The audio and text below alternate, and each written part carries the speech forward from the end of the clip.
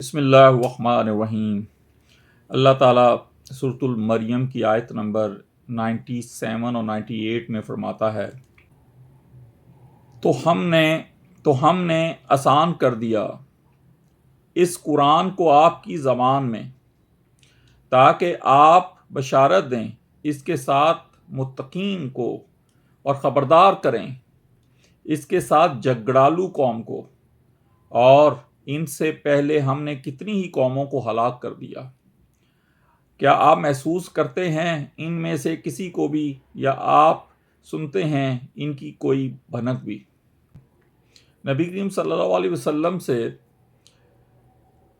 اس آیت میں کہا جا رہا ہے کہ آپ صلی اللہ علیہ وسلم کی دعوت کا ذریعہ اور وسیلہ، آپ صلی اللہ علیہ وسلم کی تعلیمات کا مرکز و محور، اور آپ صلی اللہ علیہ وسلم کا اعلی انقلاب یہی قرآن ہے۔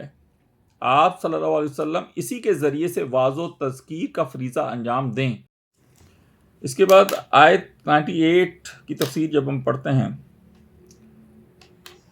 تو یہ سمجھیں کہ کیا آج آپ کو قوم سمود کی کہیں بھی آہٹ نظر آتی ہے جس کا قرآن میں ذکر ہے، یا قوم عاد کا کوئی نام و نشان آپ کو نظر آتا ہے؟ ماضی کی تمام نافرمان قوموں کو نیست و نابود کر دیا گیا، ان کا نام تک عام لوگ نہیں جانتے۔ ہاں، ان کی رہائشی آبادیوں کو لوگوں کے لیے نشانیاں بنا دیا گیا۔ ماضی کی تمام نافرمان قومیں جو ہیں ان کو رب تعالیٰ نے اس دنیا سے نیست و نابود کر دیا۔ چنانچہ قریش کو بھی یہی کہا جا رہا ہے کہ جو آج تم کفر و سرکشی میں حد سے بڑھے جا رہے ہو، تمہارا انجام بھی ایسا ہو سکتا ہے۔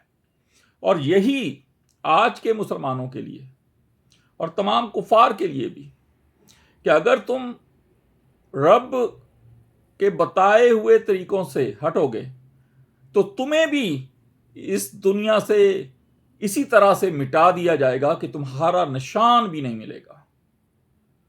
تم اس رب واحد کو کیسے چیلنج کر سکتے ہو؟ تم سمجھتے ہو کہ تم تا دیر اسی عیش و عشرت میں رہو گے، رب کو اسی طرح چیلنج کرتے رہو گے؟ یہ ناممکن ہے، تمہیں مٹا دیا جائے گا۔